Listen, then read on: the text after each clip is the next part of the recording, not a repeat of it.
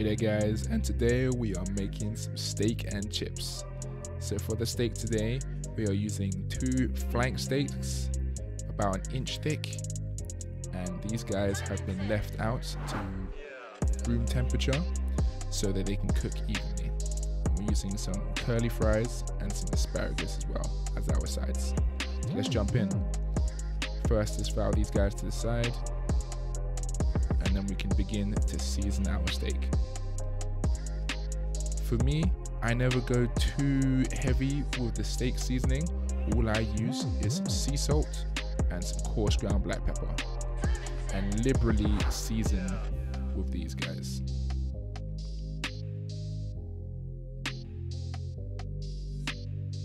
And make sure to flip and cover all sides of your steak.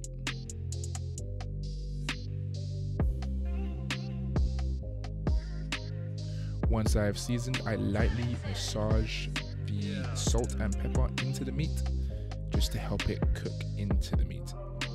And then I rub the sides along the seasonings on the chopping board just to get that thing nice and covered. And exactly the same with the chips. I liberally season with salt and pepper just to keep that flavor consistent. And that's all you really need with curly fries, just a nice dust of salt and pepper, and you'll get that kicking flavor. Let's chuck these in a small pan so we can shake all the seasonings over them and chuck them in the oven.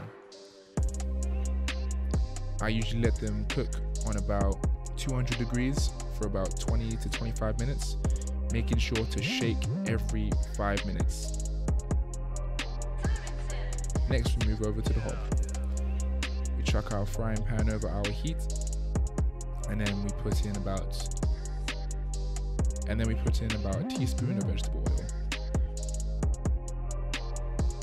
We then wait for the oil to heat up.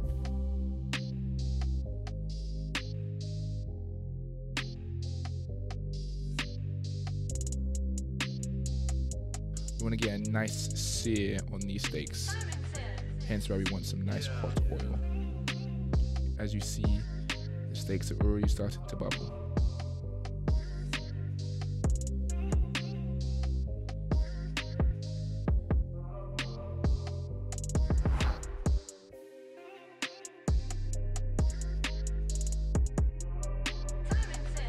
While the steaks are cooking, I add some garlic and thyme to the oil so that as they are heating up and beginning to brown, I can baste them in their own juices, and while it's basting, the garlic and thyme will cover it as well, adding to the flavor.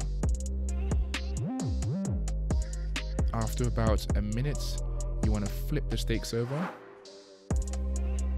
so that the other side can brown.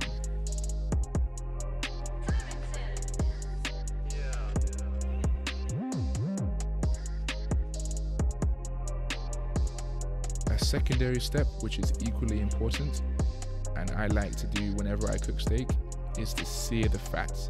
This helps reduce the fat into the oil and allow you to have a better jus to pour over the steaks. And also, rendered fat on the steak just tastes fantastic. So using the tongs, let the steaks stand on their fat so you can get a nice caramelization of the fat. We're going from medium to well done with this steak, so we're going to be cooking it for a little bit longer. Make sure when you're searing your steak to heat all the sides as well, so that we get an all over sear.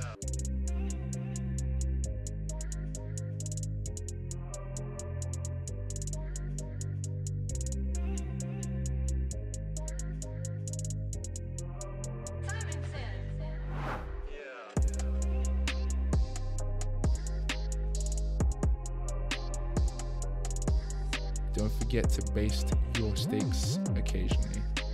I'd say every minute to 2 minutes. And leave on heat for about 2 minutes and then flip over.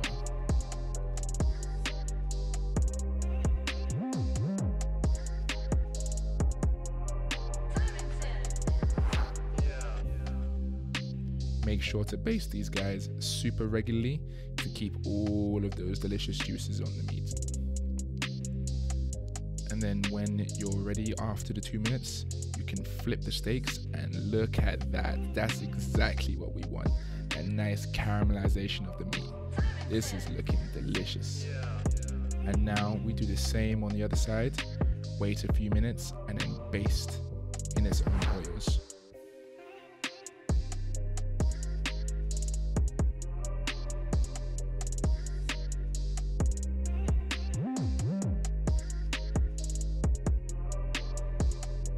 Look at these guys. Oof, delicious. Making me hungry again, and I already just ate them.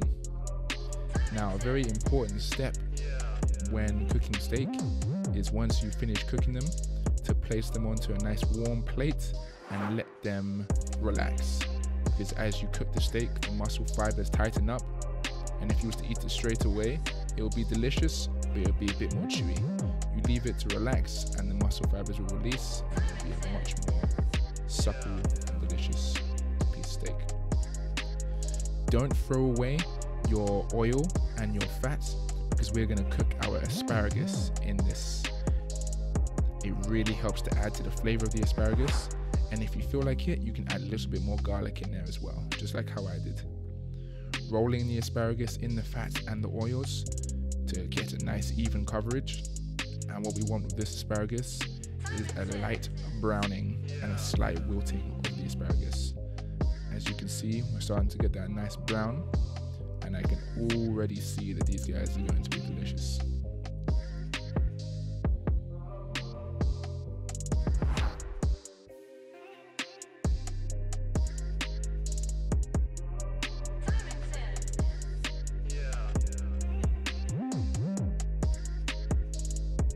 Just toss your asparagus just to see that you have a nice browning all over, and then when you feel like you're ready, take them off the heat, and it'll be time to plate up the steak. Back to the table. We've let our steak rest for about 1 minute to 2 minutes, and it's looking pretty delicious. This steak is enough to feed about 2 people. So what I'm going to do is I'm going to separate it onto 2 separate plates and save one for later.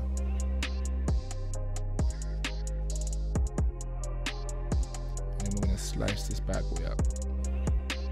Helps to add for that presentation, if you know what I mean. And now, just to spice up the presentation even more and to make this meal a tad more healthy, we're going to add a bed of leaves. Look at that. Look at how fancy this is gonna look. Ooh, fancy right there. That's restaurant grade cooking in your kitchen. Now remember that asparagus from before? Using your tongs, grab them out of the oils and rest them alongside your steak. Asparagus and steak is such a winning combination, guys. Try it and then thank me later. And remember those chips? Look at these guys.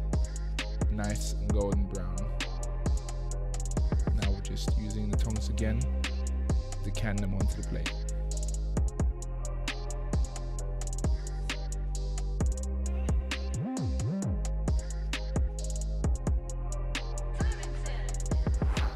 Boom, there we have it, guys. Delicious steak and chips, but not just ordinary chips, super curly chips. So thanks for watching, guys, and I hope you make this because it's super delicious, and I'll see you on the next one, guys. Peace.